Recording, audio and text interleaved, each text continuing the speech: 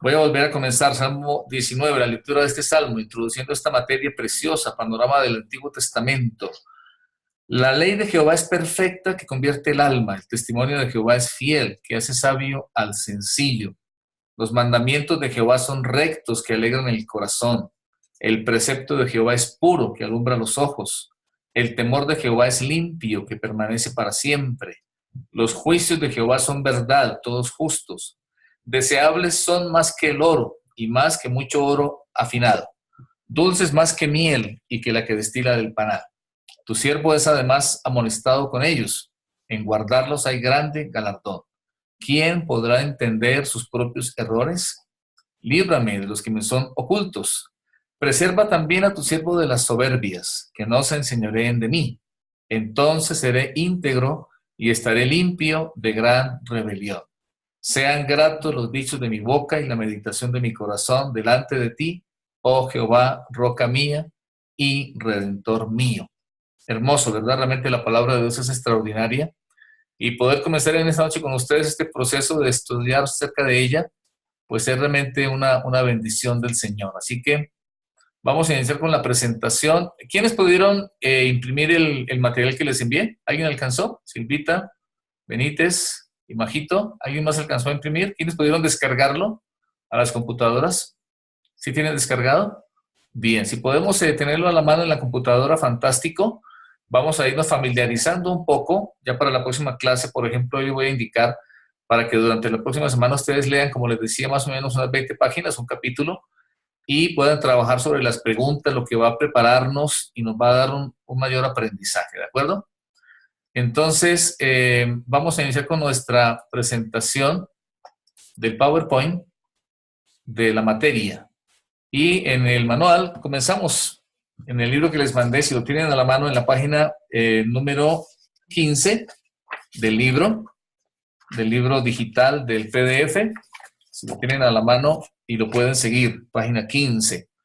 Y nuestro PowerPoint, ¿verdad? Se llama Panorama del Antiguo Testamento. Esta es una materia de la Academia del Liderazgo nivel 2 de CENFOL. Bien. La primera parte del libro, ahí en la página 15 del PDF, comenzamos una lección del primer capítulo que se llama el libro de los comienzos. Y vamos a empezar a hablar acerca del libro de Génesis, ¿verdad? Esta primera lección tiene tres objetivos. El primer objetivo es explicar tres razones por las que nosotros deberíamos estudiar el Antiguo Testamento. El segundo objetivo es dividir el Antiguo Testamento en cuatro partes y nombrar los libros incluidos en cada una de esas cuatro partes. Y el tercer objetivo es identificar tres descripciones que el Señor Jesús hizo para cada uno de esos libros del Antiguo Testamento. ¿De acuerdo? Entonces, comenzamos por ahí. Es interesante lo que nos permite descubrir el libro en esta parte, digamos, previa, los capítulos 1 al 50 del libro de Génesis. Y quería comenzar compartiéndoles este cuadro donde hay declaraciones del Señor Jesús acerca del Antiguo Testamento, ¿verdad? La primera columna está lo que Él declaró y la segunda columna en qué pasaje o escritura del Nuevo Testamento. Entonces, por ejemplo, en Mateo 19:4, Él habló acerca de que Dios creó a Adán y a Eva. Hizo la referencia, se refirió a Génesis acerca de la creación. En Mateo 23:25 se refirió al pasaje en el cual narra Génesis que Caín mató a Abel. En Génesis 17:27 hizo la referencia al pasaje del diluvio, cuando fue destruido en los tiempos de Noé. En Lucas 17 también, versículos 28 al 32, hace la referencia al relato de Génesis, cuando el Señor juzgó a la esposa de Lot y a la ciudad de Sodoma. En el capítulo 20 de Lucas, verso 37, él se habló acerca de cuando Dios habló a Moisés en la zarza ardiente. En el capítulo 6 de Juan, cuando le dio a los israelitas el maná, el pan del cielo. En Lucas 4:26 hace la referencia a los milagros de Elías. En Mateo 12:40 habla de cuando Jonás estuvo en el gran pez por 3 días, el vientre del gran pez. Y en Mateo 24, cuando la profecía de Daniel.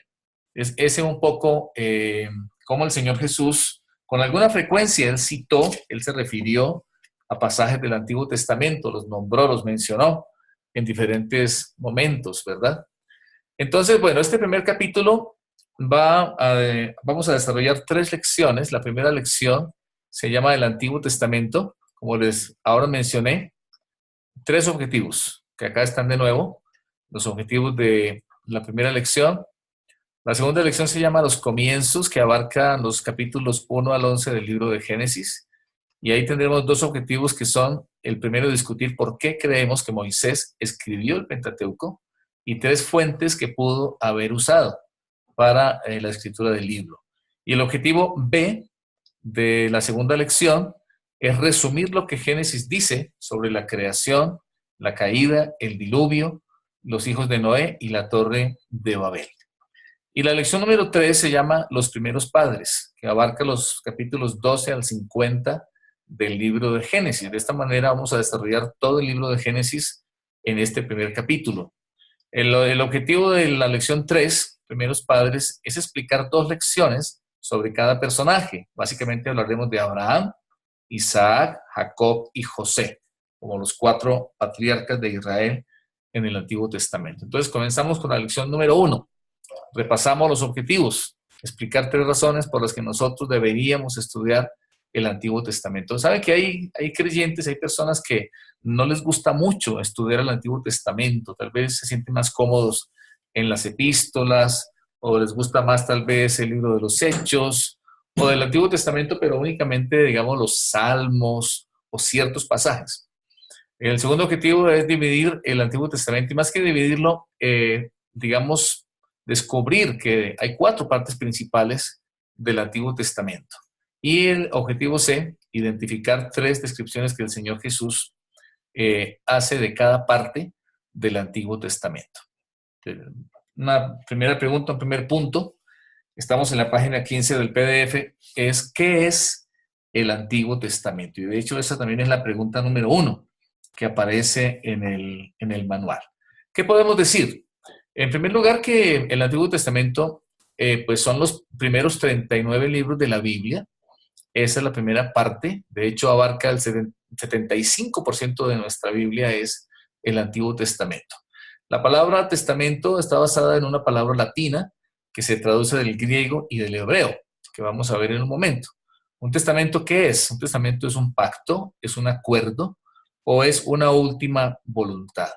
Y en el caso del Antiguo Testamento específicamente, era un pacto o un acuerdo entre Dios y los hijos de Abraham.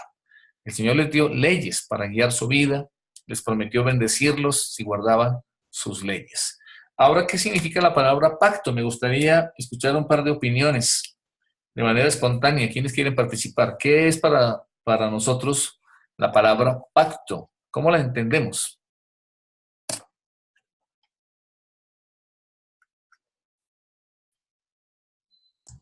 Pacto puede ser como un acuerdo, ¿sí? Acuerdo inquebrantable que existe entre 2 personas. Puede ser verbal, bueno, actualmente ya no se utiliza compromisos o pactos verbales por la falta de palabras y se recurre más a los escritos, pero es básicamente establecer unos términos en los cuales se llega al acuerdo. Muy bien, gracias Rodney. Excelente, me parece. ¿Quién más tiene alguna otra opinión o complemento del concepto? Pacto es un contrato en el que se contemplan obligaciones de las 2 partes y beneficios para las 2 partes. Este puede ser escrito o verbal. Excelente, ese es un concepto jurídico, ¿verdad? De parte de Silvita. Excelente. Muy bien, eso entonces, aquí tenemos un cuadro. Sí, Marquito. ¿Será una promesa también? ¿Puede llamarse una promesa? Sí, sí, sí, de acuerdo. Incluye o conlleva o es también una promesa como tal. Excelente. Este cuadro que estamos viendo aquí en pantalla, a ver, algo pasó con el PowerPoint. Ya lo regresamos porque se nos cerró. Está muy bien los conceptos que ustedes han compartido.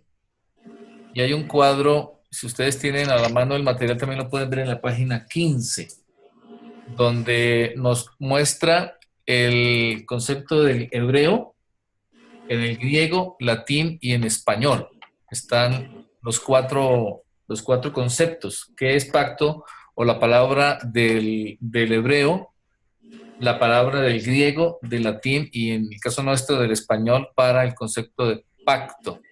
Aquí está el cuadro que ya íbamos a mirar y algo pasó con el PowerPoint. Entonces tenemos en el hebreo, la palabra es berit. Ese berit se traduce como pacto. Lo encontramos, por ejemplo, en Génesis 9:9. Lo encontramos en Números 14:44. Si me ayudan, por favor, a buscar esos versículos. Génesis 9:9. Marquito Ojeda, Números 14:44. Marcelito, ayúdanos a leer Números 14:44. Vamos a ver como ejemplo del griego. Obviamente el hebreo fue el Antiguo Testamento, en cambio el griego Nuevo Testamento. Por favor, Majito, nos lees 2 Corintios 3:14 y Silvita Ayala, Hebreos 8:6, como ejemplos del uso de las palabras pacto del Antiguo Testamento en el hebreo y del Nuevo Testamento en cambio del griego. ¿Qué nos dice Génesis 9:9, por favor?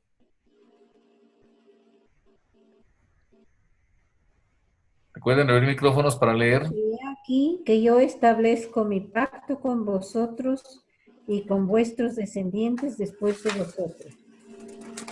Excelente, gracias. Allí está, ¿verdad? La palabra pacto. En el hebreo, la palabra utilizada es berit. Números 14:44. Sin embargo, se obstinaron en subir a la cima del monte, pero el arca del pacto de Jehová y Moisés no se apartaron de en medio del campamento.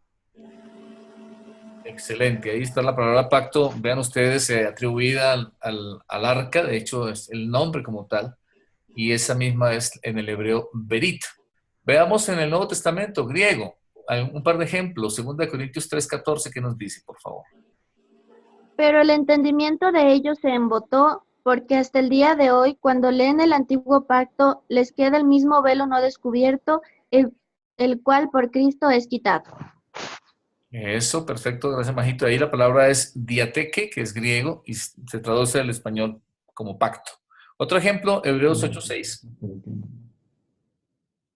Hebreos 8:6 dice, pero ahora tanto mejor ministerio es el suyo, cuando es mediador de un mejor pacto, establecido sobre mejores promesas.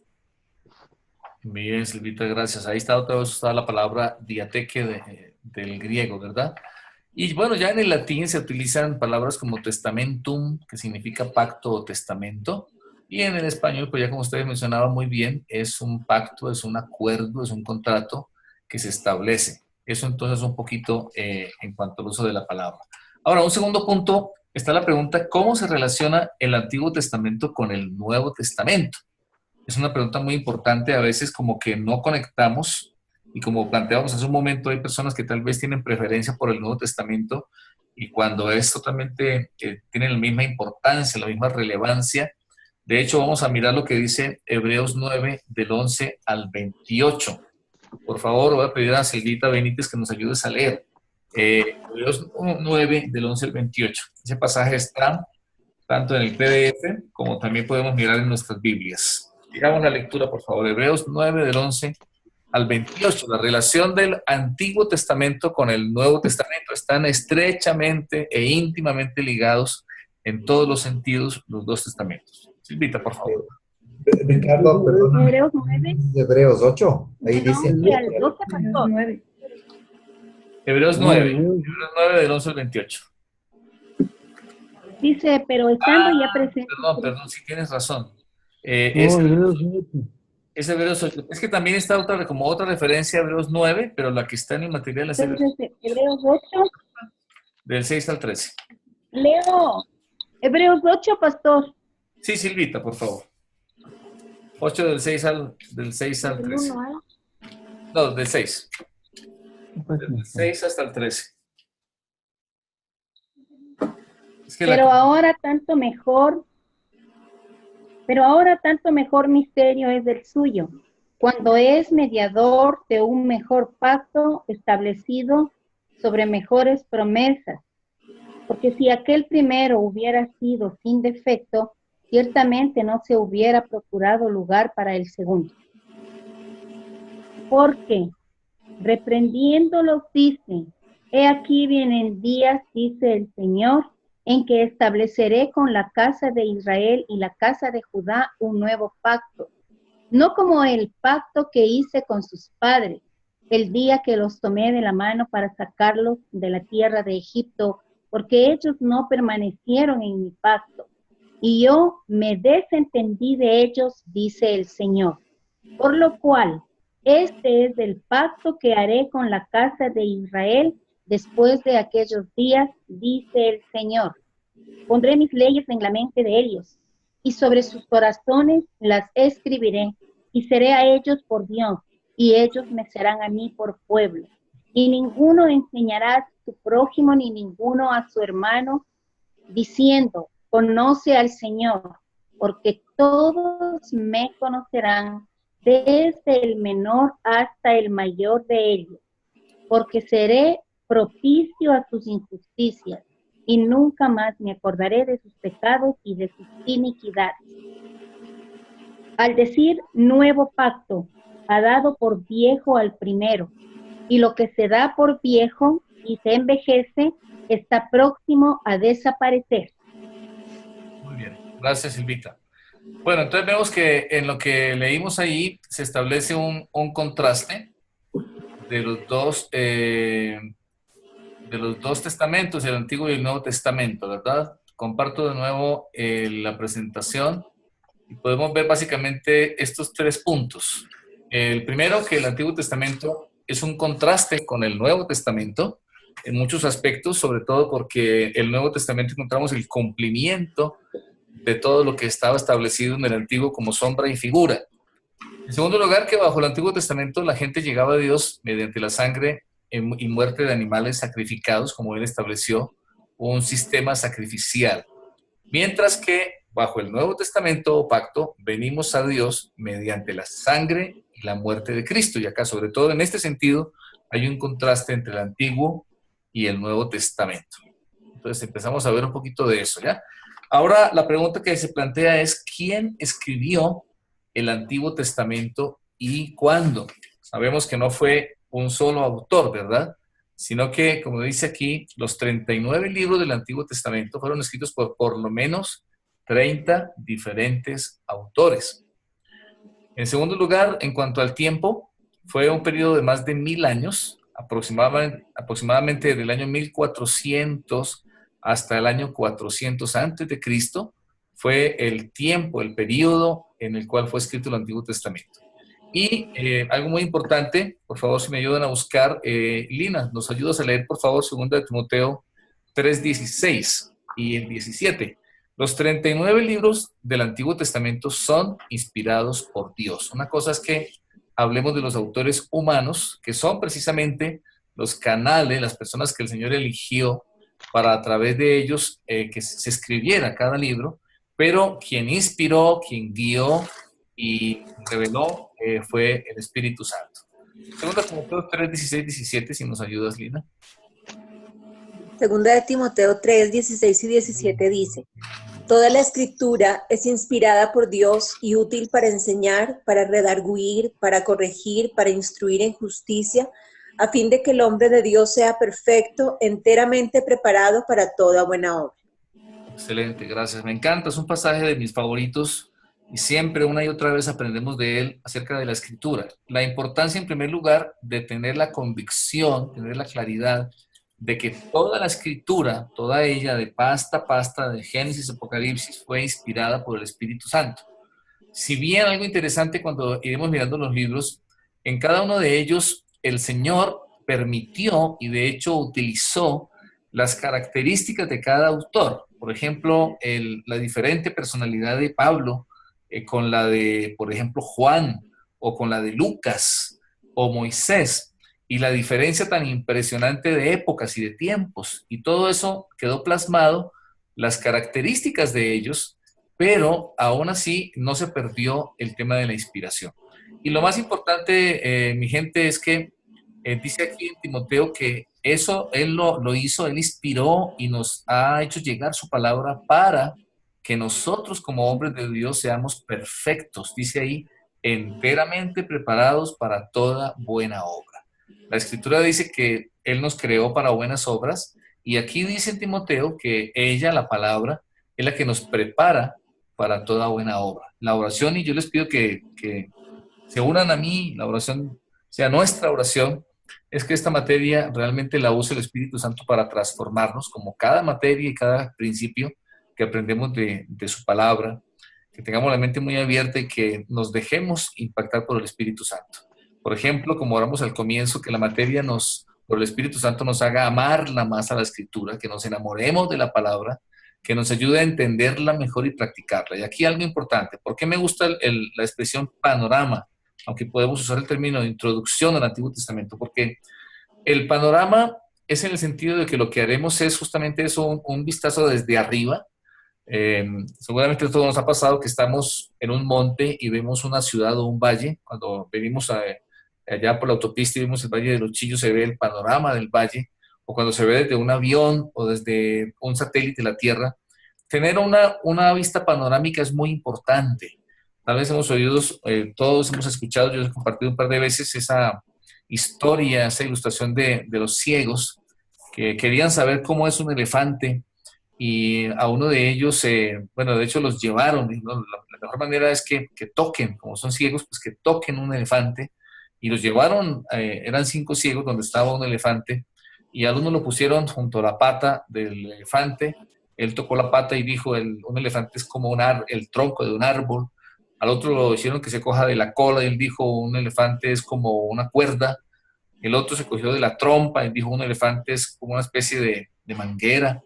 El otro se cogió de la oreja y dijo, es como una hoja grande. El otro lo pusieron junto al lomo y dijo, un elefante es como una pared. Y cada uno tenía parte de la realidad y todos tenían razón, pero ninguno tenía el panorama completo. A ver, ambas cosas son importantes en cuanto a la Biblia. ¿Ustedes se acuerdan los que recibieron la materia de métodos de estudio bíblico? Ahí aprendimos cómo ver los detalles, la importancia de meterse en un libro, meterse en un capítulo de la Biblia, meterse en un texto y tener la habilidad, y de hecho desarrollar la habilidad de fijarse en los detalles. Acá vamos a hacer algo en cierto sentido opuesto, vamos a mirar el panorama de la Biblia. Y ambas cosas nos dan el sentido completo. Entonces es bien interesante y en realidad apasionante este proceso. Una quinta pregunta que nos planteamos es esta.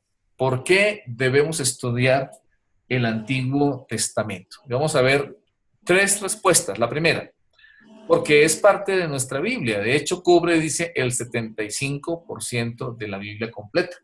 No estudiarlo sería dejar de estudiar 3/4 partes de la Biblia. Segunda razón, porque Dios no ha cambiado desde los días del Antiguo Testamento. Deberíamos estudiar el Antiguo Testamento para comprender mejor a Dios. Lo digo de otra manera. No es posible comprender completamente al Señor, sus planes, sus propósitos, la creación, la iglesia y cada aspecto del Señor sin estudiar el Antiguo Testamento. La tercera razón, porque el Antiguo Testamento es la semilla y la planta de la cual creció el fruto del Nuevo Testamento. Si comparamos la escritura, la Biblia, con una planta, el Antiguo Testamento sería como la semilla y tal vez la planta como tal, mientras que el Nuevo sería como el fruto, que nos muestra el trasfondo para ver completo el panorama. Eso en cuanto a las razones de esto, ¿verdad? Un literal B grande que empezamos ahora a desarrollar es hablar de las partes del Antiguo Testamento. En el PDF que les envía aclara que los judíos tenían una manera diferente de, digamos, repartir la escritura en secciones. Ellos usaban 3 secciones. Para ellos estaba la ley, los profetas y los escritos. Y dentro de la ley, pues básicamente estaba el Pentateuco, los 5 libros de Moisés. En los profetas ellos incluían Josué, Jueces, Primera y Segunda de Samuel, lo veían como un solo libro. Primera y Segundo de Reyes lo veían como un solo libro. E incluían ahí también en los profetas a Isaías, a Jeremías, a Ezequiel y a los 12 profetas menores como un solo libro. Y la tercera parte para los judíos, la llamaban ellos los escritos, donde estaba Salmos, Job, Proverbios, Ruth, Cantar de los Cantares, Eclesiastés, Lamentaciones, Esther, Daniel, Esdras y Nehemías, que le veían también como un solo libro, y Primero y Segundo de Crónicas, que lo veían también como un solo libro. Para nosotros ya desde el tiempo atrás, al comienzo de la iglesia, se empezó a mirar como está aquí esta casa, y esta se llama la casa de los libros del Antiguo Testamento. Por favor, esta imagen va a ser una herramienta para que nos memoricemos las partes principales y los libros que contiene cada una de ellas. Fijémonos en la base, por favor, aquí dice A, la A mayúscula, 5 libros de la ley, conocida como el Pentateuco. ¿Cuáles son los libros? Génesis, Éxodo, Levítico, Números y Deuteronomio. La segunda parte principal se llama libros históricos. Acá esta columna, el B mayúscula, donde está Josué, Jueces, Ruth, Primero y Segundo de Samuel, Primero y Segundo de Reyes, Primero y Segundo de Crónicas, Esdras, Nehemías y Esther. De abajo hacia arriba, vamos en este orden. La segunda parte llamada libros históricos. Luego viene el C mayúscula, la segunda columna aquí a la derecha. En este orden está Job, Salmos, Proverbios, Eclesiastés y Cantar de los Cantares. Tercera parte conocida como libros poéticos. Y la cuarta parte, el D, los 5 libros proféticos, conocidos como profetas mayores, donde está Isaías, Jeremías, Lamentaciones, Ezequiel y Daniel. Y una quinta parte conocida como 12 profetas menores, donde está Oseas, Joel, Amós, Abdías, Jonás, Miqueas, Nahum, Habacuc, Sofonías, Ageo, Zacarías y Malaquías. Entonces la vamos a llamar la casa de los libros del Antiguo Testamento. Vamos a hacer con este dibujito algunos ejercicios para ir memorizando parte por parte. No esta noche todo, pero sí de a poco iremos grabando la casa de los libros del Antiguo Testamento. Vamos, mi gente, al literal C mayúscula, que titula Cristo en cada libro del Antiguo Testamento. Esto es hermoso. Decíamos que son estas 4 partes principales que vamos a dividir: la ley, historia, poesía y profecía. Y cada una de estas 4 partes es sorprendente cómo cada una de ellas habla del Señor Jesucristo. Si ustedes recuerdan, el Señor dijo: escudriñad las Escrituras, porque ellas son las que dan testimonio de mí. Y efectivamente, todo el Antiguo Testamento, libro por libro, parte por parte, da testimonio del Señor Jesucristo. Por ejemplo, la ley. Que la ley abarca, recordemos, de Génesis hasta Deuteronomio. En la ley dice que fue el fundamento para Cristo, fue el ayo, como esta persona que guía al ciego, el ayo que nos enseñó nuestra necesidad del Salvador. Eso nos dice Romanos 3:20 al 22 y Gálatas 3:23 hasta el 4:7. Vamos a mirar estos pasajes, por favor. Si nos ayuda a leer, Marcelito, Romanos 3:20 al 22. Y Marquito Ojeda, si nos ayudas con Gálatas 3, del 23 hasta el 4:7. Vamos a ver lo que nos dice acerca de la ley, cómo la ley nos revela a Cristo desde el Antiguo Testamento. Romanos 3:20 al 22, por favor. Marcelito, ¿qué dice?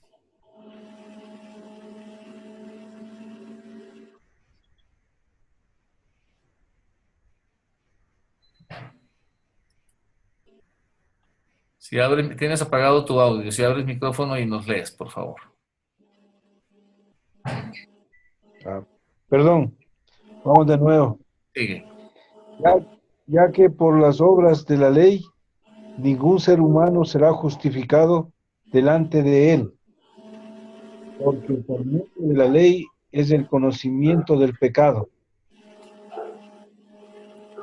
¿Hasta ahí? Hasta el 22.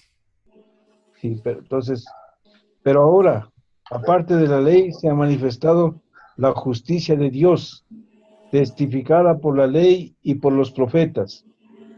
La justicia de Dios por medio de la fe en Jesucristo, para todos los que creen en Él, porque no hay diferencia. Por cuanto todos pecaron y están destituidos de la gloria de Dios. Muy bien, gracias. Hasta ahí. Gracias, Marcelito. Muy bien, excelente. Ahora vamos a mirar qué nos dice Gálatas 3, 23 en adelante. Marquito.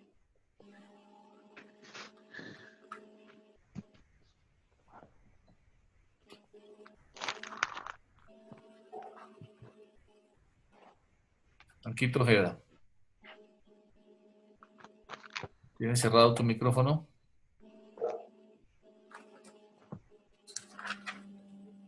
Disculpen.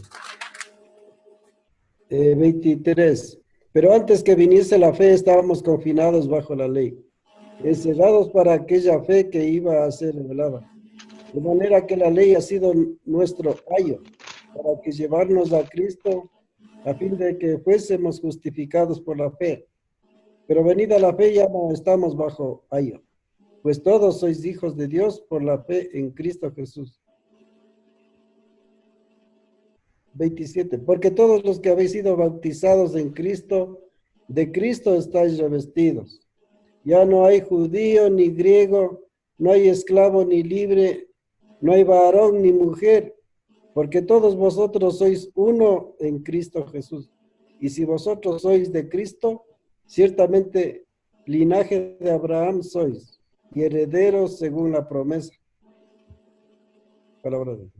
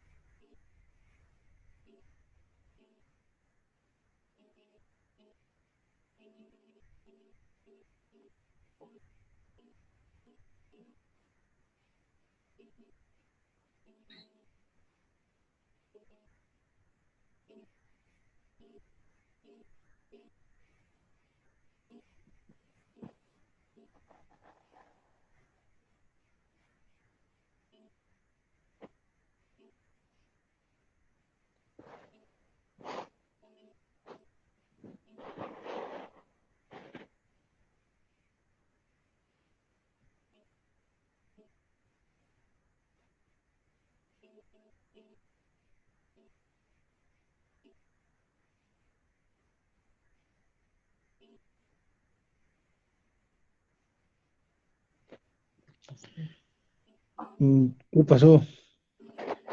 Parece que se fue la voz. Oh, sí. Marquito. Gracias. Ya terminé. Ahí estamos de nuevo.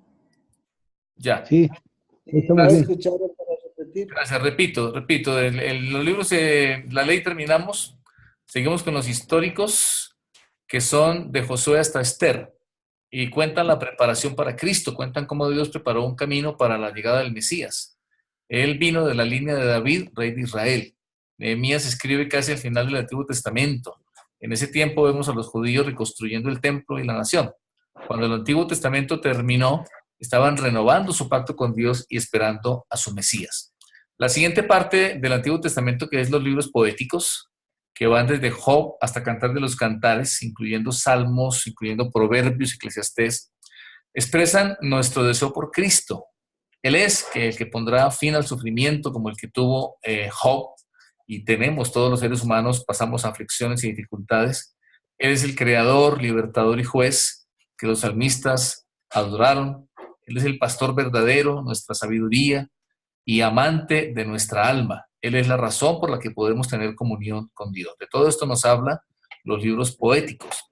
Y la cuarta parte del Antiguo Testamento, que son los libros proféticos, desde Isaías, incluyendo los profetas mayores, hasta Malaquías, incluyendo los profetas menores, predijeron la venida de Cristo. Escribieron sobre el Mesías venidero de Israel. Él es el que restaurará a Israel, proveerá el nuevo pacto y juzgará a las naciones.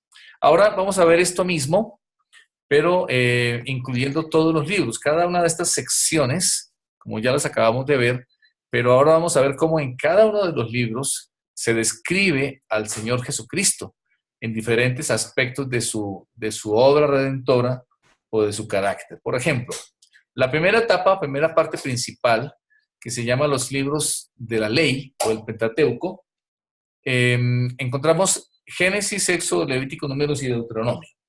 En Génesis, por ejemplo, el capítulo 1, aquí está el pasaje en la columna izquierda donde dice referencia. Génesis 1 y y Juan 1 del Nuevo Testamento y Colosenses nos muestran al Señor Jesús como el Creador. En Génesis 3:15 aparece como la simiente de la mujer. En Génesis 22, 1 al 19, se habla de él como la ofrenda que Dios proveyó en lugar de Isaac. En Génesis 37, 28 y 41, del 41 al 44, se nos habla del Señor Jesús como el que, así como José, fue rechazado, vendido, levantado desde el foso hasta el trono. Personajes como José, miren ustedes, igual que pasa con Josué también, son tipos del Señor Jesucristo. Así como dice aquí, así como José fue humillado, rechazado, como sufrió la injusticia, etcétera, así el Señor Jesús. Es una semblanza, un tipo del Señor Jesucristo. También en Génesis 49:10 se nos muestra el Señor Jesús como el cetro de Judá. Pasamos al libro del Éxodo. Por ejemplo, Éxodo 12, del 1 al 30, cumplimiento en Corintios 5:7. Se nos muestra el Señor Jesús como el Cordero de la Pascua.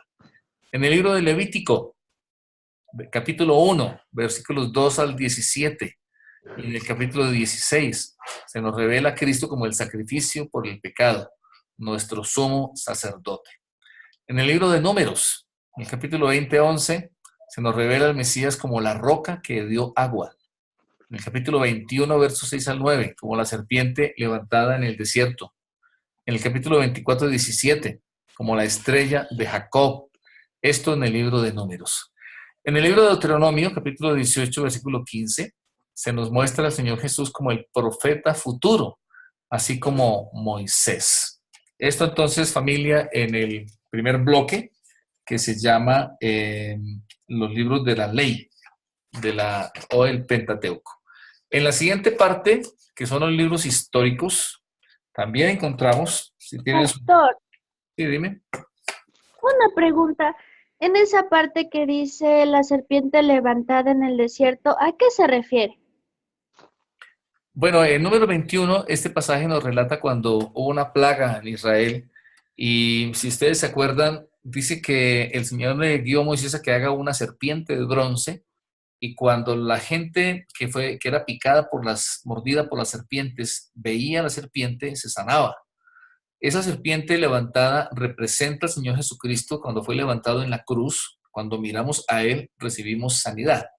Entonces, esa circunstancia del éxodo, cuando estaba Israel en el desierto y las serpientes los mordían, eran venenosas, moría mucha gente.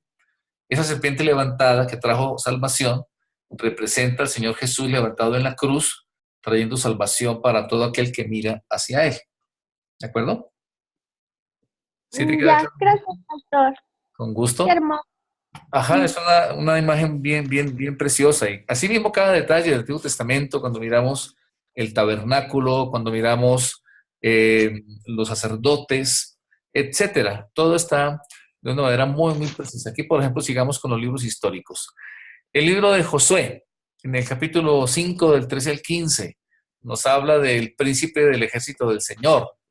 Josué tuvo un encuentro con el príncipe del ejército del Señor y Josué lo adoró y él recibió adoración, lo que nos confirma que no era un ángel, sino era el mismo Señor Jesucristo. En el libro de Jueces, capítulos del 1 hasta el 16, aparecen estos jueces como semblanza del Señor Jesucristo, que es quien nos liberta de toda opresión. En el libro de Ruth, todo el libro, ustedes conocen la historia, recordamos la historia preciosa del libro de Ruth, y ese pariente cercano redentor que fue justamente Booz, cuando redimió a Ruth y luego pues se casa con ella, es el ejemplo, la semblanza o el tipo, la figura del Señor Jesucristo. Él es nuestro pariente cercano que nos ha redimido. En el primer libro de Samuel, capítulo 9, cuando se ungió a David y se ungió también los reyes eran ungidos, de hecho, Él es el Señor, Jesús es el ungido del Señor. En el segundo libro de Samuel, capítulo 7, versículo 14, cuando es elegido David, y del linaje de David pues viene el Mesías. En Reyes y Crónicas, Él es nuestro rey gobernante de la línea y el linaje de David. En Esdras 1 al 10, es el que restaura a Israel. En Nehemías 1 al 13, el que reconstruye nuestros muros rotos. En Esther capítulo 10, el que protege a su pueblo. Y así podemos continuar, seguimos bloque por bloque, viendo cómo cada libro y cada etapa del Antiguo Testamento nos muestra al Señor Jesucristo como el Mesías. Se nos ha detenido el PowerPoint, permítanme lo abro de nuevo. ¿Hasta aquí cómo vamos? ¿Hay alguna otra pregunta? ¿O está todo claro?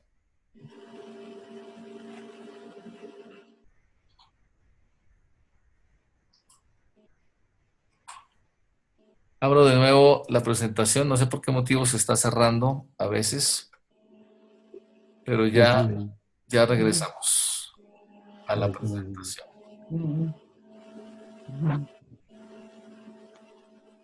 Ok. Estamos por aquí. Por favor, silencien micrófonos mientras no vayan a participar. Gracias. Vamos ahora a los libros de poesía. Ya vimos los históricos, ¿no? La ley, históricos, vamos a la poesía. Y le voy a compartir aquí pantalla de nuevo. A ver. Por aquí estamos. Bien. Los libros poéticos. Job, por ejemplo, capítulo 19, versículo 25. Se revela al Señor Jesús como nuestro Redentor que vive para siempre. En los salmos, todos los salmos, como ejemplo, Salmo 2, el ungido de Jehová y el Hijo de Dios. En el Salmo 8, el Hijo del Hombre. En el Salmo 22, el crucificado. Si ustedes han leído el Salmo 22, es impresionante cómo describe la crucifixión. Las frases mismas que el Señor dijo en la cruz aparecen ahí en el Salmo 22 y no había manera de que David, cientos de años antes, supiera exactamente lo que le iba a pasar en esa cruz, lo que iba a sufrir en la cruz y aún las declaraciones que iba a hacer, las exclamaciones de él en la cruz. Eso está en el Salmo 22. Salmo 23 se revela el Mesías como nuestro pastor. En el Salmo 24 como el Rey de Gloria. En el Salmo 110, el Señor de David, nuestro Rey y sacerdote. Solo manera de ejemplo porque hay muchos más pasajes en los Salmos. En Proverbios 4, nuestra sabiduría. Eclesiastés 1.1, el gran predicador. Cantares 5.10, el señalado entre 10.000, el amante de nuestra alma. Repito, estos 1, 2, 3 ejemplos por cada libro, pero habría muchos más en cada uno de ellos. En los profetas mayores, Isaías 7.14, Emmanuel, hijo de la Virgen. En el capítulo 9, admirable consejero, Dios fuerte, Padre eterno, príncipe de paz. En el capítulo 53 de Isaías, el siervo que sufrió en nuestro lugar. En Isaías 61, el conquistador ungido. El libro de Jeremías, capítulo 23, el Señor nuestra justicia. Sidkenu en hebreo. Jeremías 31, el que trae el pacto nuevo. En el libro de Lamentaciones, el hombre de dolor. En Ezequiel 1, el que se sienta sobre el trono. En el libro de Daniel, capítulo 2:34, la piedra no hecha con mano de hombres. Capítulo 3:25, el cuarto hombre en el horno ardiente. ¿Recuerdan ustedes el horno de fuego? Entraron 3 jóvenes y había 4 porque estaba el Señor en medio de ellos. Daniel 7, del 13 al 14, el Hijo del Hombre que viene en las nubes para reinar sobre todas las naciones. Y finalmente, los profetas menores, lo mismo. Encontramos en Oseas, capítulo 1, que nos habla del Mesías como aquel que ama aún a los infieles. En el capítulo 11, todo lo que Israel debería haber sido como hijo de Dios. En el libro de Joel 2, el Salvador, el bautizador en el Espíritu Santo.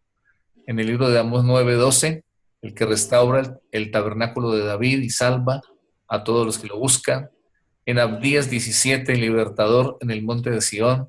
En Jonás 2, el que pasó 3 días y 3 noches en una tumba, el que ama a todas las naciones. Jonás 3. En Miqueas 5, el Señor eterno de Israel, nacido en Belén. En Nahum 1, nuestra fortaleza y juez de los malvados. En Habacuc 2:4, el justificador de los que viven por la fe. En Sofonías 3, el Rey de Israel y Señor justo, que muestra justicia de día en día. En Ageo 2:7, el deseado de todas las naciones. Zacarías, varios pasajes en el 9, rey humilde cabalgando sobre un asno. El capítulo 11, el que fue traicionado por 30 piezas de plata. En el capítulo 12, el que fue traspasado, por el cual Jerusalén llorará. En el capítulo 13 de Zacarías, el pastor que fue herido. En el capítulo 14, el Señor que partirá el monte de los olivos en 2. En Malaquías 4, el sol de justicia que trae salvación en sus alas. Hasta aquí, familia, la lección número 1 de nuestro estudio Quisiera que hagamos un pequeño alto. ¿Cómo vamos hasta ahí? ¿Dudas, inquietudes? ¿Qué les parece? Me gustaría ver sus impresiones. Al ver todo esto, ¿qué ustedes podrían anotar? Quisiera que compartamos hagamos unos 3 aportes. Esta manera como el Señor en cada parte principal del Antiguo Testamento, como ustedes vieron, y luego libro por libro, estaba anticipado. ¿Cómo fue el Señor revelando a través de la Escritura lo que el Señor vendría a hacer o es como tal en su esencia? Redentor, Salvador, etcétera. ¿Qué podemos aprender? Compartamos unos 3 aportes de ustedes de lo que hasta aquí hemos estado viendo.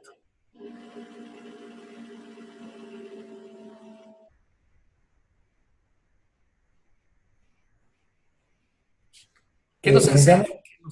¿Sí, Rodney? Me llama la atención muchísimo el tema de que el centro de toda la Biblia en el Antiguo Testamento está basado en Jesucristo específicamente. Y en cada uno de los libros, aunque podrían ser o escritos antes de la propia venida de Jesucristo, ya se le da la figura representativa de Jesucristo en cada uno de los distintos libros. Creo que eso es un conocimiento revelatorio en el sentido de que uno a través de esto puede inmediatamente conectar, ¿no es cierto?, a través de los libros antiguos y la descripción de Jesús en cada una de las distintas etapas. Es decir, de alguna manera se está hablando de Jesucristo implícitamente, pero si se analiza desde un punto de vista más profundo, pues vemos la conexión que existe en el Antiguo Testamento en la figura de Jesucristo hasta la venida, ¿no es cierto? Entonces veo muy importante y muy útil el material en el sentido de que cuando uno quiere, por ejemplo, hablar sobre el poder de la Pascua, pues se remite específicamente al Éxodo 12:30 como ejemplo y también se repite en primera de Corintios. Entonces, de alguna manera nos ubica que está basado todo el Antiguo Testamento en Jesucristo. Es importante mencionarlo, porque cuando a veces nos referimos al Antiguo Testamento, no tomamos mención o referencia de Jesucristo como tal, pero aquí vemos definitivamente la correlación que existe, de alguna manera implícita en los distintos libros, la presencia de Jesucristo. Excelente, Ronnie, gracias.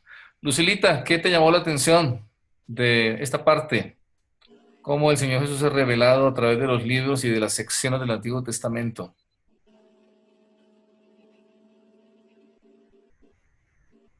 Tienes cerrado tu micrófono, abre y nos compartes, por favor.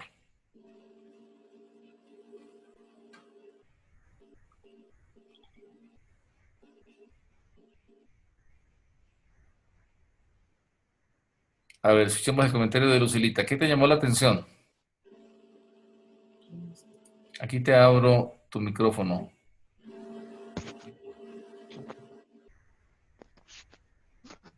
Y me ha sorprendido totalmente porque, o sea, uno se lee, pero no se va analizando, o sea, versículo por versículo, pero ahora en la rapidez que vamos me ha llenado bastante que el Señor ya nos iba, Dios, ¿no? Dios Todopoderoso ya nos iba dando las señales que necesitábamos para entender lo que Él nos iba a mandar, lo que Él quería para nosotros.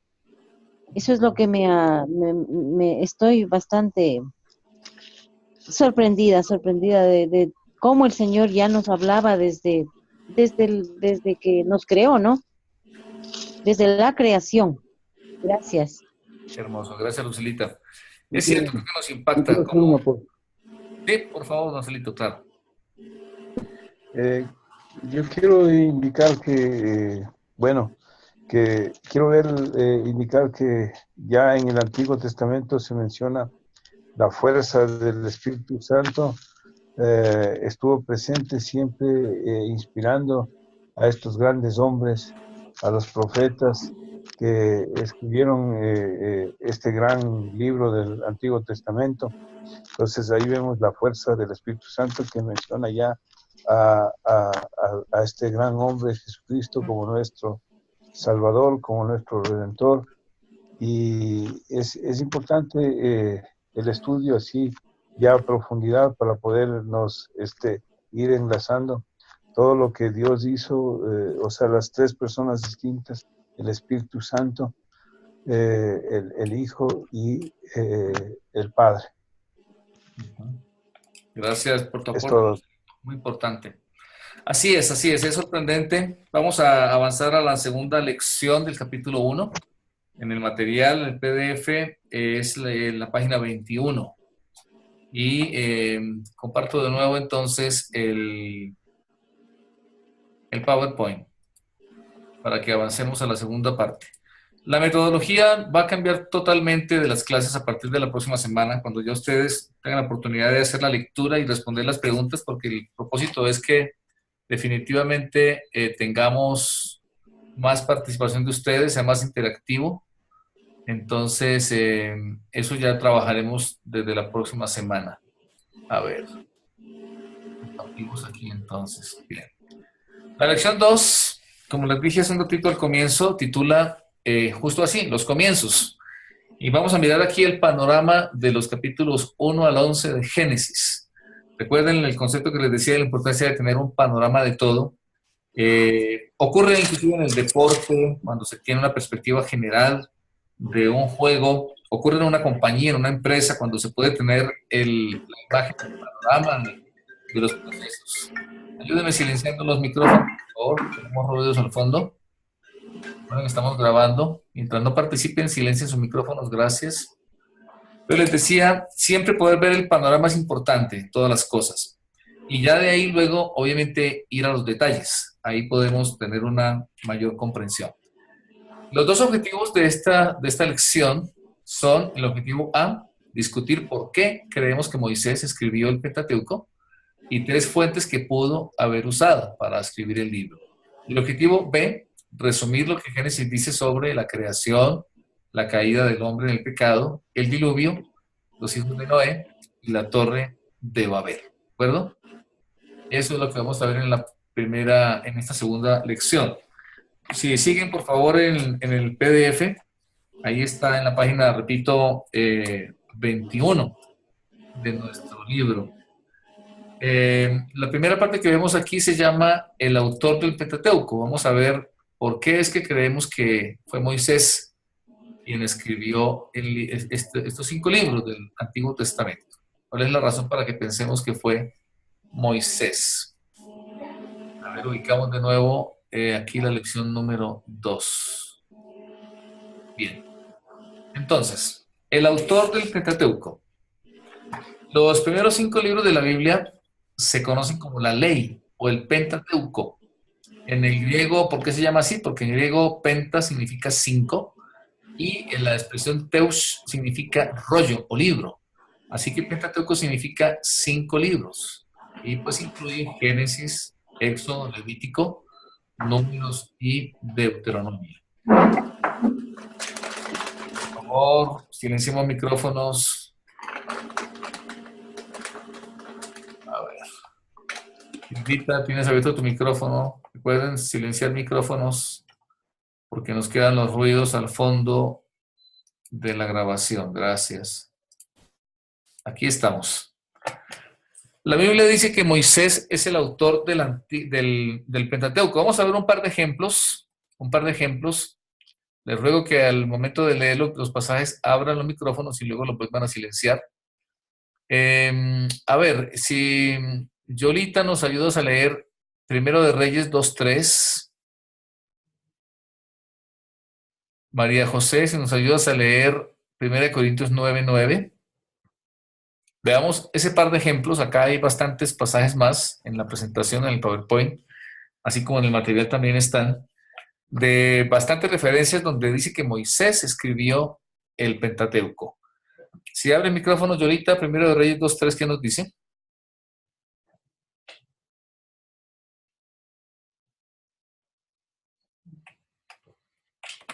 Creo que tiene cerrado tu micrófono.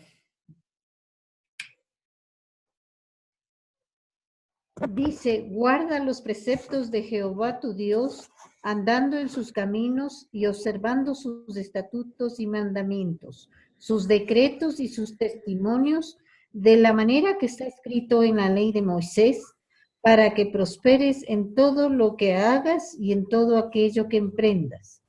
Gracias, Yoli. Miren que este es palabras del rey David a su hijo Salomón. Esto fue cientos de años después de Moisés y él tenía claro, para ellos era muy claro que Moisés había escrito el Pentateuco. Majito, 1 Corintios 9:9. Ya, porque en la ley de Moisés está escrito, no pondrás bozal al buey que trilla. ¿Tiene Dios cuidado de los bueyes? ¿O lo dice enteramente por nosotros? Gracias. Ahí está. Entonces, miren ustedes ya en el tiempo del Señor Jesucristo. En este caso, el apóstol Pablo hace referencia y también él le llama la ley de Moisés. Entonces, mire cómo a través de muchos años y largos periodos de tiempo no había ninguna duda de que Moisés fue quien escribió esos primeros 5 libros del Antiguo Testamento. Obviamente creemos que el Espíritu Santo guió a Moisés a escribir lo que él quiso incluir en el Pentateuco. A veces he tenido la oportunidad de escuchar clases aún en seminarios donde se habla y de una manera bastante errónea de que o porque fue Pablo, o porque fue Moisés, o cualquiera que sea el autor, que tal vez ellos, como dijimos al comienzo, expresaron y el Señor ha permitido, eso me parece hermoso, que Él preservó el estilo, el temperamento. Si es que era un pescador, seguramente no se expresaba igual que un rey, pero todo eso estuvo dentro de o bajo la inspiración del Espíritu Santo, que es el verdadero autor de toda la Biblia. Así que esto es realmente bien especial, lo que aquí podemos anotar sobre esta parte, ¿verdad? Bien. Eso, entonces, familia, estamos avanzando en el estudio. Se me vuelve a cerrar la presentación. Algo está pasando, no sé si es problema de la computadora. Pero bueno, simplemente la volvemos a abrir. Estamos por aquí.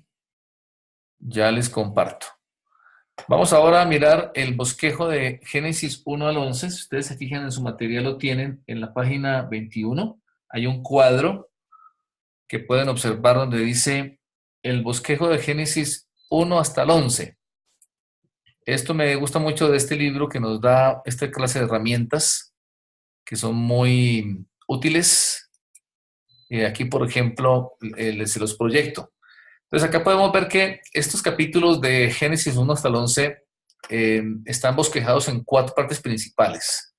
En negrita y con literales A, B, C, D mayúsculas están las 4 secciones principales. La primera es la historia de la creación, que abarca los capítulos 1 al 2. Luego, en el B mayúscula, caída del hombre y los resultados, capítulos 3 hasta el 5. Tercera parte con la C mayúscula, el diluvio, el juicio de Dios, capítulo 6, 1 hasta el 8, 19. Y la cuarta parte con la D mayúscula, el nuevo comienzo del hombre, que es del capítulo 8, versículo 20 hasta el 1:32, hasta el 11:32, 10:32, está mal aquí este versículo. Entonces, viendo cada una, la primera parte, historia de la creación, tiene a su vez 2 secciones. La primera se llama Resumen de la Creación, que está en el capítulo 1 hasta el 2:4, y la segunda, la creación de Adán y Eva, del 2:4 hasta el 25. Y así respectivamente, ¿no? La caída del hombre, encontramos 3 partes, Adán y Eva que desobedecieron y fueron juzgados. La segunda sección del B, de la segunda parte, Caín y el linaje impío. Y la tercera, Set y el linaje santo. Luego, tercera parte C, no tiene subdivisiones, el diluvio, juicio de Dios. La cuarta parte, la D, el nuevo comienzo del hombre, tiene 4 subdivisiones. La primera, el pacto de Dios con Noé. La segunda, Noé y sus hijos. La tercera, la torre de Babel. Y la cuarta, el linaje mesiánico de Sem. Y ahí están los respectivos capítulos. Vamos a la explicación de este bosquejo. Dice en primer lugar que esta sección de Génesis se conoce como la introducción al Pentateuco y de hecho la introducción al Antiguo Testamento. Como tal, abarcan estos capítulos. Lo primero que hacen es explicar la creación del hombre, también la caída del hombre en el pecado, en el huerto del Edén, y el juicio que acarrearon por el pecado. Como también el esparcimiento, fueron esparcidos, la humanidad esparcida por toda la tierra, Y también esta sección nos presenta a Dios, al hombre y el problema del hombre, el problema del pecado. El hombre fue hecho a imagen de Dios, pero el pecado lo separó de Dios. El Nuevo Testamento, miren ustedes, cita esta sección de Génesis 1 al 11 por lo menos 60 veces. Hay más de 60 menciones en el Nuevo Testamento solo acerca de estos 11 capítulos de Génesis, lo que también establece veracidad y respaldo de esta parte. Vamos a ver parte por parte. La primera parte está todavía en su material, página 21. Se llama La historia de la creación y son los primeros 2 capítulos del libro de Génesis. Acá lo que encontramos es un relato claro y sencillo donde nos habla de la creación, y aquí en ningún momento ni en ninguna parte de la Biblia se intenta probar que Dios existe. Era tan obvio la existencia de Dios que no se toma la molestia ni el tiempo de pretender probar que Dios existe. Dice simplemente que Dios creó todas las cosas, creó el universo, creó todo lo que hay en el universo de la nada, ¿verdad? Eso lo dice Romanos 4:17 y Romanos 11, versículo 3. ¿De acuerdo? ¿Qué más dice aquí esta sección? Bueno, Dios habló y la creación sucedió, todo fue hecho por la palabra de Dios. Eso, recordemos Génesis 1:1, Dios dijo, ordenó y todo fue creado. Y esta parte, estos 2 capítulos, sí, son un resumen corto con un propósito específico. ¿Cuál era el propósito? Bueno, era mostrar el principio del hombre en relación con Dios. Ese es el objetivo de estos 2 capítulos, esta primera parte de Génesis. Viéndolo un poquito más desmenuzado, aquí encontramos la creación paso a paso, y lo que hace es describir cada paso que Dios tomó en la creación. En esencia, estos 2 versículos nos cuentan que Dios creó los cielos y la tierra como si fuera un trozo de barro o una vasija de barro, lista para que el alfarero le dé forma. Él le dio forma, y luego en el día primero hasta el tercero formó la tierra, y en los días 4 hasta el sexto la llenó. Pues aquí está esto como un resumen y de nuevo un panorama de la creación como tal. Primero Dios hace la creación del universo en los días 1 hasta el tercero, y del día 4 al sexto la llena con todas las criaturas. Visto aquí en este cuadro sería esto mismo, los pasos. Dios creó los cielos y la tierra vacía y en tinieblas en Génesis 1, del 1 al 2. Y acá está día por día. El día primero creó la luz. Acá en la columna de la derecha están los versículos. En el segundo día creó el aire entre los cielos y la tierra, separándolos. En los versículos 6 hasta el 8, en el tercer día, la tierra seca, las plantas y los árboles. Versículos 9 al 13. En el cuarto día, las lumbreras, sol, luna y estrellas. Paréntesis, notan ustedes que aquí creó el sol, la luna y las estrellas, pero ya había creado la luz. Eso es bien interesante y es importante. En nuestra concepción humana ilimitada, no cabe la idea de que haya luz sin el sol, la luna y las estrellas. En nuestra concepción, la fuente de la luz son el sol, la luna y las estrellas, pero aquí se nos muestra que Dios creó la luz antes. De hecho, Él mismo es luz en su esencia, y Él la creó aún antes de haber creado las lumbreras. Eso es algo bien interesante. En el quinto día creó los peces y las aves, y en el sexto día creó los animales y creó a los humanos. Entonces, este es el proceso paso a paso de la creación. También encontramos acá en esta parte a Dios como creador y como proveedor. Básicamente 4 aspectos. El primero, en la historia de la creación, primero leemos el nombre de Dios. Acá se utiliza en el texto original el nombre Elohim, que significa el Dios, el Señor, ¿verdad? Jehová.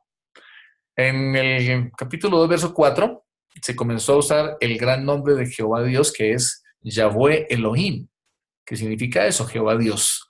El nombre Elohim muestra a Dios en su relación con el mundo. Lo describe como el gran creador. Vamos a leer, por favor, Colosenses 1:16 y Hebreos 1:2. Si Rodney nos lees, por favor, Colosenses 1:16. Ayúdanos a buscar. Y Silvita Ayala nos ayudas con Hebreos 1:2. Va apareciendo en cada capítulo, en cada verso, los aspectos del Señor, cómo Él creó, cómo Él hizo, y se va revelando Él mismo a través de lo que hace y a través de sus nombres en la misma creación. Colosenses 1:16, por favor, ¿qué nos dice? Recuerden abrir sus micrófonos. Colosenses 1:16, abrir para leer. Ya. Perdón.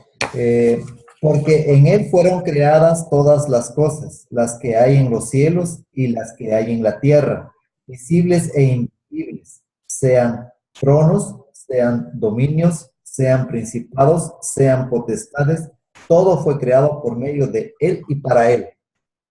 Hermoso, ¿verdad? Hermoso, porque no solo dice que fue creado por Él, sino también que fue creado para Él. Y habla de cosas visibles y cosas invisibles. Todo fue hecho por Él y para Él. Gracias, Rodney. Y Silvita, Hebreos 1:2, ¿qué nos dice, por favor? Hebreos 1:2 dice, en estos postreros días nos ha hablado por el Hijo, a quien constituyó heredero de todo y por quien asimismo hizo el universo. Aquí también hay pasajes como Juan 1:1 que nos dicen que Él creó y por Él fue creado todo. Gracias, Silvita. Ese es entonces otro aspecto. Un tercer aspecto dice, Yahweh es el nombre personal y revelado de Dios. Este nombre habla de Dios en su relación con el ser humano y lo muestra como el que permanece, el que cuida y el que provee para nosotros. Es interesante porque no solamente describe la creación, qué hizo Dios y cómo creó, sino que lo hace en conexión y en relación con nosotros, con el ser humano. Y cuarto aspecto, los humanos formados como el clima o como la cumbre de la creación. Ahí se ve en Génesis que el ser humano fue como la cima, el clima, como dice aquí, de la creación. Desde ahí, entonces, desde Génesis, la humanidad se nos muestra en la Escritura como el centro de atención de Dios a través de su palabra. Pasamos al literal B mayúscula en el material, y bueno, aquí todo esto de la creación se desarrolló a través de la página 22, vamos a la página 23 del PDF, en el literal B mayúscula, la caída del hombre y sus resultados. Eso está en los capítulos 3 hasta el 5 del libro de Génesis. Básicamente, ¿qué encontramos? Dos eventos sobresalientes. El primero, la caída del hombre en el huerto del Edén, la caída en el pecado. Y el segundo, la venida de Cristo para salvar al hombre caído, que desde allá es anunciado, desde Génesis. Número 2, aprendemos sobre la creación del hombre, su caída y el plan de Dios para salvarlo por la palabra de Dios. Y número 3, las Escrituras muestran que la caída del hombre y sus resultados son reales. Adán y Eva vivieron y pecaron. 1 Timoteo 2, 13, 14 dice, porque Adán fue formado primero, después Eva, y Adán no fue engañado, sino que la mujer, siendo engañada, incurrió en transgresión. Esto básicamente el resumen de este segundo aspecto que se llama la caída del hombre y sus resultados. Ahí el material está especificado y están algunas de las preguntas que ustedes deben desarrollar. Recuerden que es la tarea. Habla del juicio, habla de cómo se da la esperanza para el hombre desde ahí, desde cuando recién pecó, la promesa de la redención como tal del ser humano, ¿de acuerdo? Está también ahí se habla de Caín y otros aspectos. En esa página 24 igualmente se desarrolla esta parte. Pasamos al literal C, el diluvio. Fue el juicio de Dios. El relato está en el capítulo 6, 1 hasta el capítulo 8, 19. ¿Qué cuenta el libro de Génesis? ¿Qué nos relata? Que en los días de Noé la gente llegó a ser muy mala, que hacían mal uso de los buenos regalos de Dios para su propio placer e ignoraban al dador de esos regalos. La humanidad se pervirtió al extremo. A causa de la condición perversa del hombre, Dios decidió enviar un juicio. El diluvio fue un juicio de Dios hacia la humanidad. La Biblia dice que Dios se arrepintió de haber creado al hombre y planeó destruir todo lo que existía sobre la tierra. En el capítulo 6, versículo 17.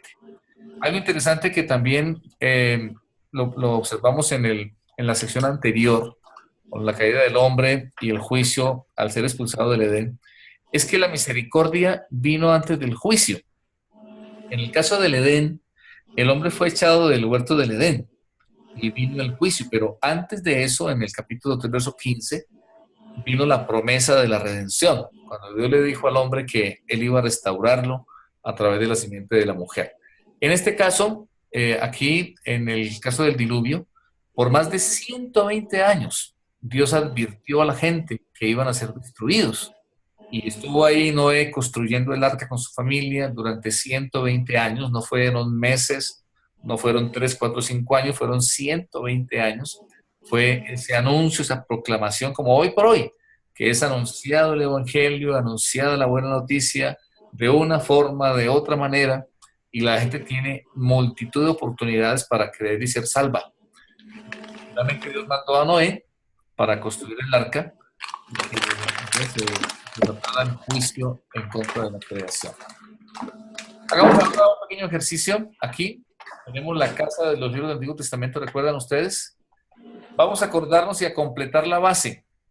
¿Qué debería ir ahí en esa base? Ups, se nos cerró de nuevo. ¿Cómo se llama la base de la casa? El Pentateuco, así es. Pentateuco, ¿no? ¿Cuáles son los libros? Génesis, Éxodo, Levítico, Números, Deuteronomio. Muy bien. Ahí completamos otra vez la casa de los libros. Ahí iremos grabando cada una de las partes a través de ese simpático dibujito. La casa de los libros del Antiguo Testamento. Bien. Vamos a avanzar ahora hacia el literal D mayúscula. El juicio del diluvio, que lo fue y fue algo pues tremendo, toda la humanidad, la tierra entera inundada, la muerte de cuántos millones de personas a causa de su pecado, no quedó ahí. Lo que vino fue un nuevo comienzo, lo que vino fue un nuevo principio. ¿Y qué nos dice esto? Que el Señor es misericordioso, que su amor es para siempre, que aún después del juicio, así pasó en el huerto del Edén, así ocurrió aquí después del diluvio, y siempre ha sido así una y otra vez, cuando hubo juicio aún Israel y fueron esparcidos y llevados al cautiverio, siempre ha habido un nuevo comienzo y siempre habrá un nuevo comienzo. Esta parte D nos lleva justamente a eso, ¿no? A esa parte de ese nuevo comienzo después del diluvio. Estamos en el PDF en la página 25, el nuevo principio del hombre después del diluvio, después de ese juicio de la humanidad. ¿Qué encontramos acá? Lo primero que aparece es el pacto de Dios con Noé. Vamos a irnos a Génesis 9 y vamos a leer todos. Vamos a abrir todos los micrófonos y a leer entre todos el pasaje. Génesis 9, ubiquémonos ahí, por favor, todos en nuestras Biblias, en la versión Reina Valera mejor, y leemos estos 17 versículos. Vamos a leerlos, ya les voy a indicar el orden para que vayamos leyendo. Comienza Silvita Ayala. Bien, Dios. En este orden, Silvia, Majo, Silvia, Marcelo, Lucila, Rodney, María, Lina, Marco y Yoli. ¿Ya? Repito, pongan atención, vamos a leer en este orden. Yo, Silvita Ayala, después Majito, luego Silvi, luego Marcelo, luego Lucila, luego Rodney, después María, Lina, Marquito y Yoli. Y ahí volvemos a empezar, ¿de acuerdo? Vamos a leer del versículo 1 al 17, Génesis 9, leamos.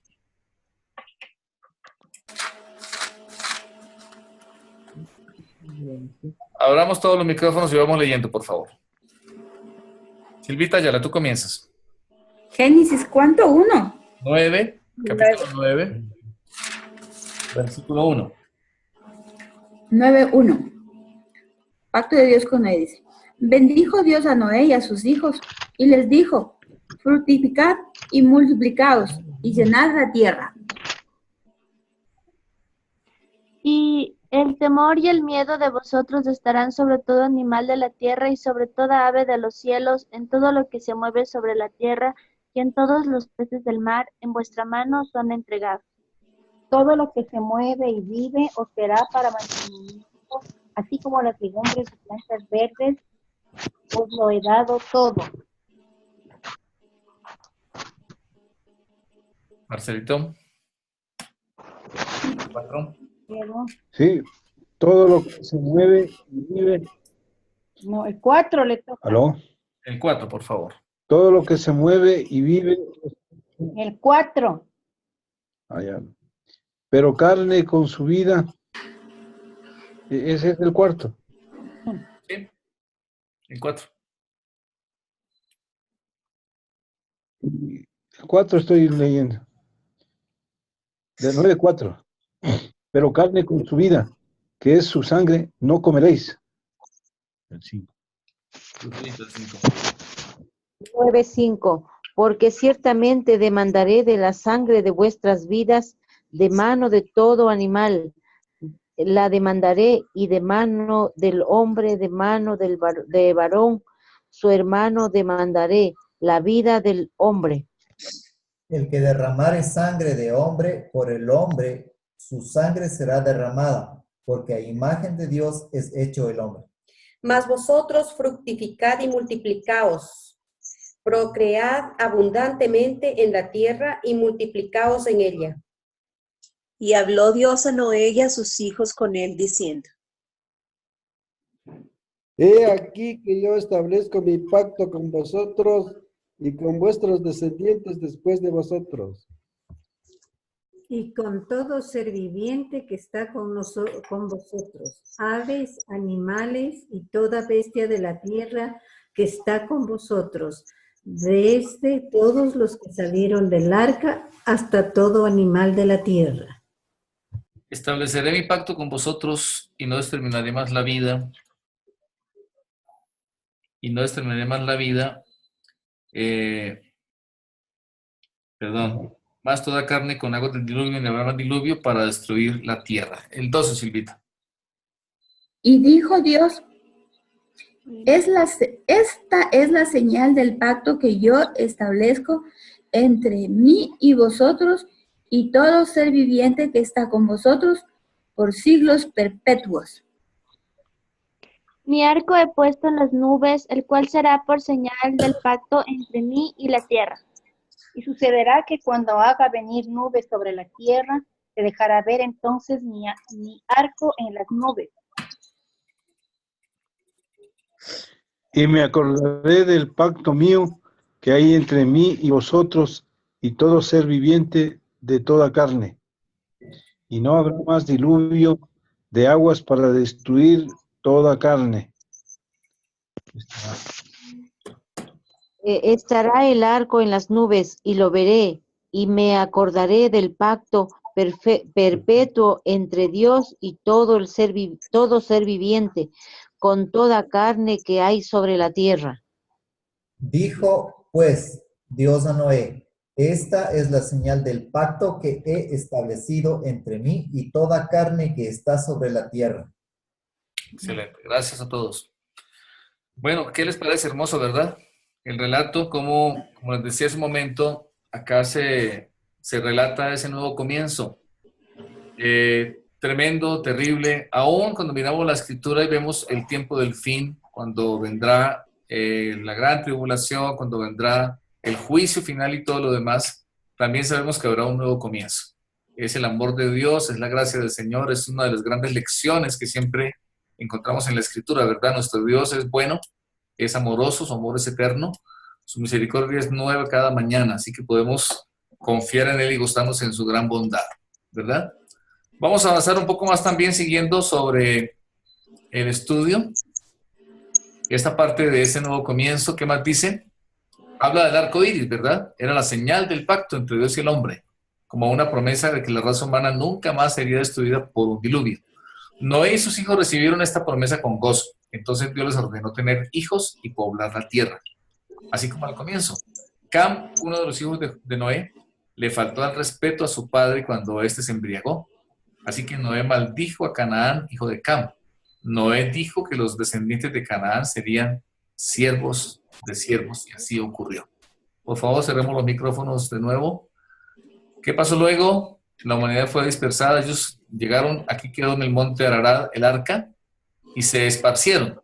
Acá se ve en el mapa esta dirección del linaje de Sem, y en esta parte de aquí aquí está lo que es Canaán, actualmente Israel, aquí está el mar Mediterráneo, aquí está la parte conocida como la Medelona fértil, el río Tigres, el Éufrates, por aquí estaba el huerto del Edén.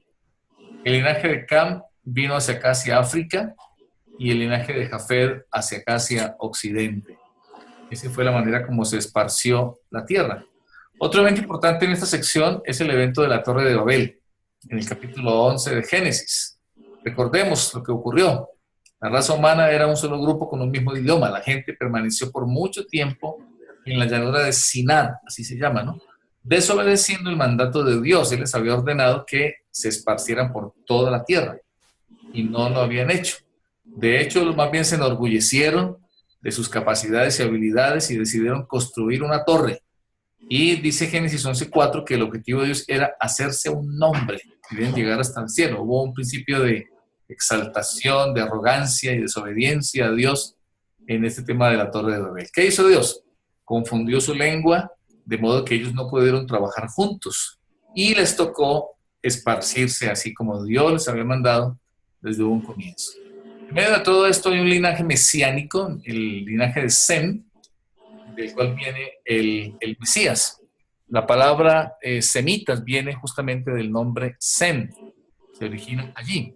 Hay una lista de familias en Génesis 11 que termina con Taré, que fue justamente el padre de Abraham, a quien Dios le puso Abraham, luego Dios lo llamó Abraham.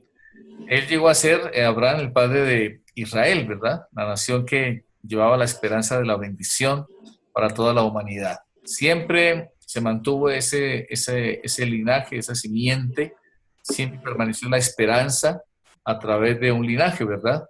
Y el resto del Antiguo Testamento, principalmente la historia, se enfoca hacia el pueblo de Israel.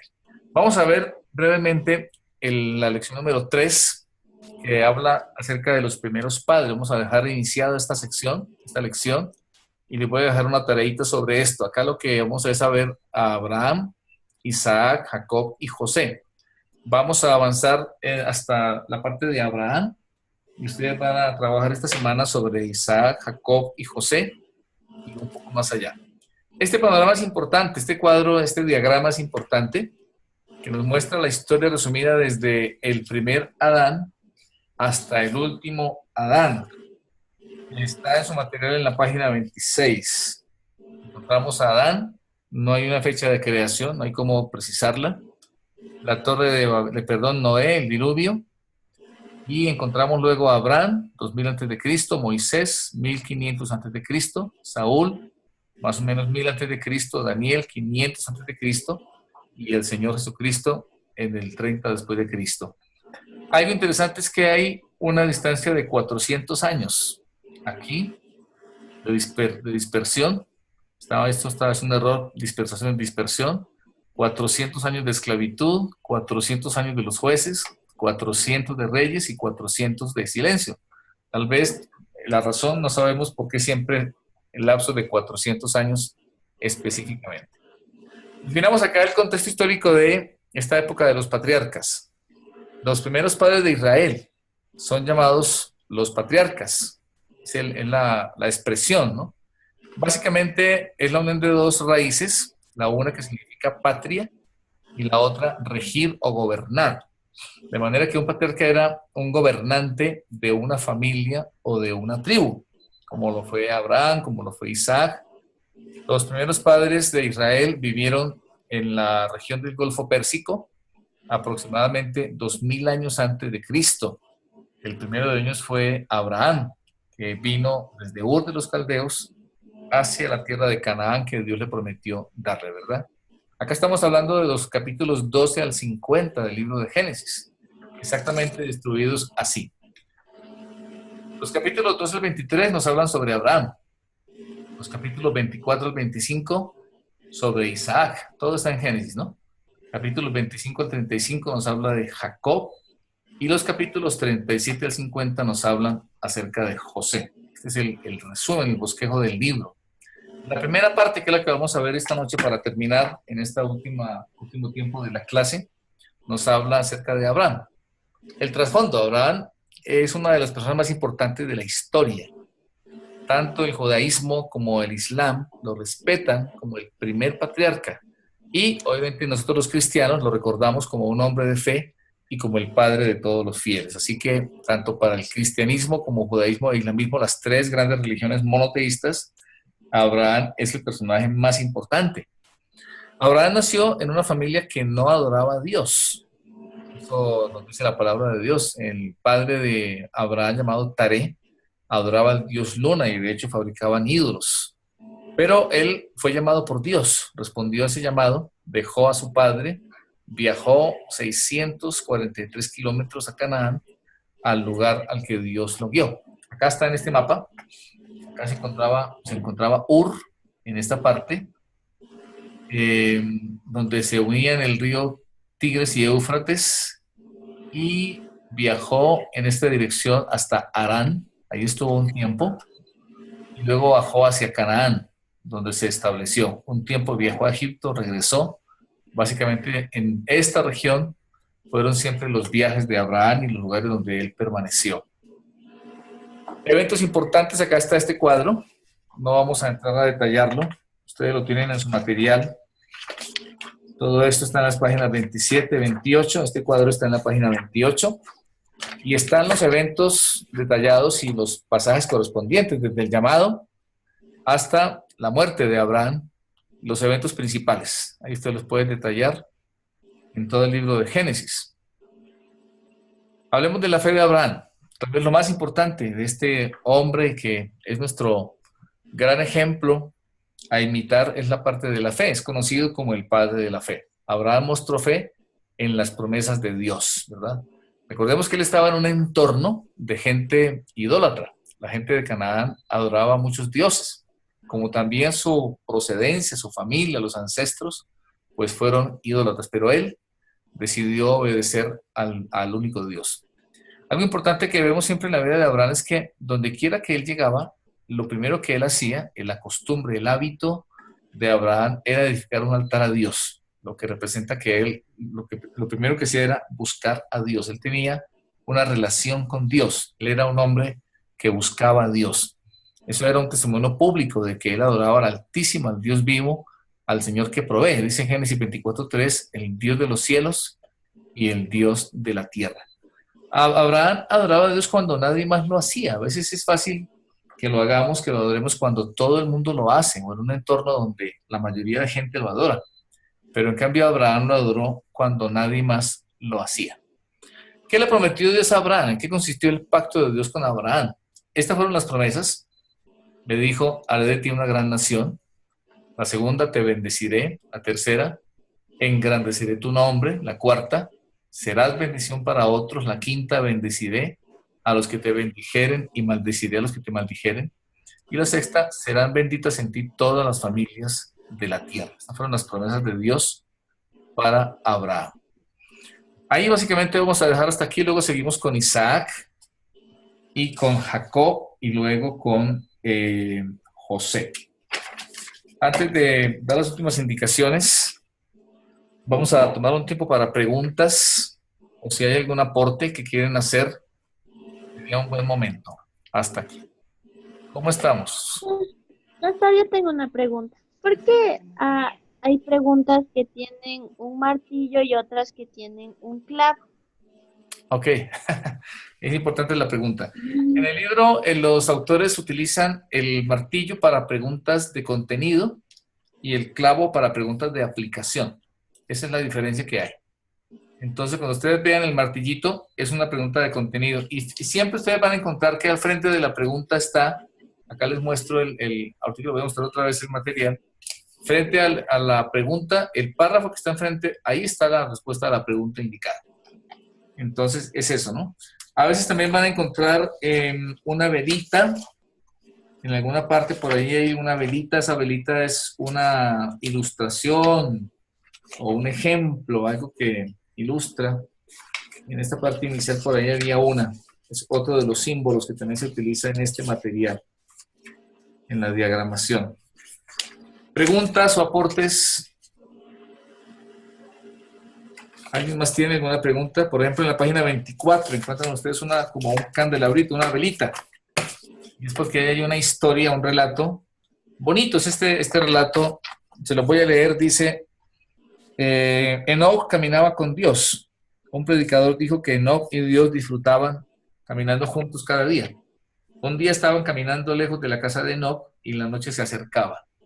Así que Dios dijo, mi casa está más cerca que la tuya, vamos para allá. Entonces Enoc se fue a la casa de Dios. Un día todos los que caminan con Dios irán a vivir para siempre en su casa gloriosa. Es una ilustración, así encontramos algunos relatos, historias en el libro. ¿Hay alguna duda? No quiero que quede nada antes de que terminemos. ¿Todo claro? ¿Todo bien?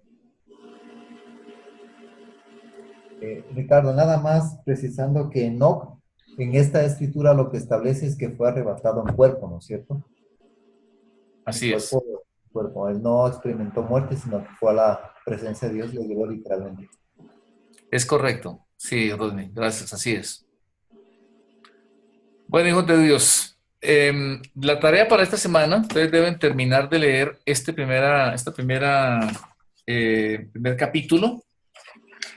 Avanzamos en el material, si lo pueden observar, si lo tienen ahí digitado, donde lo tengan, hasta el final del tema de Abraham.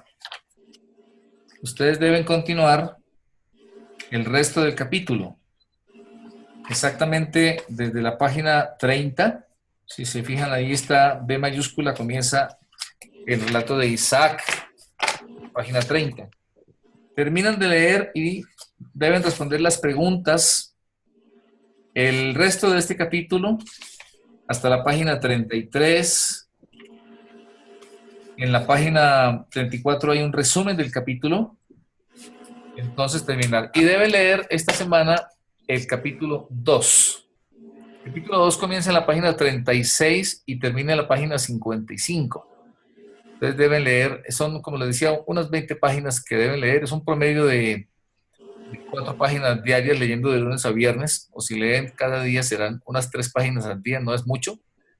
Y en la medida que van leyendo, van respondiendo las preguntas, ¿de acuerdo? En una libreta, si quieren, o en la computadora, donde deseen, porque en la próxima clase vamos a trabajar sobre estas preguntas y así se va a desarrollar la clase cada semana. ¿Estamos claros? ¿O hay alguna inquietud, alguna duda? Más claros que nada. Muy bien. Estamos claros. Ok, me alegro mucho. A ver, 2, 3 de ustedes que quieran compartir, ¿qué se llevan? ¿Qué especialmente les queda en el corazón de lo que nos enseñó el Señor en esta noche? Al meternos y tomar su palabra, como les digo, en este caso, de una manera panorámica.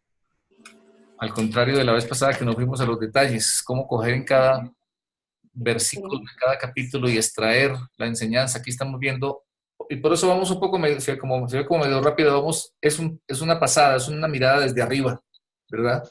De los libros, de las partes principales, de los detalles de cada uno de los libros de la Escritura.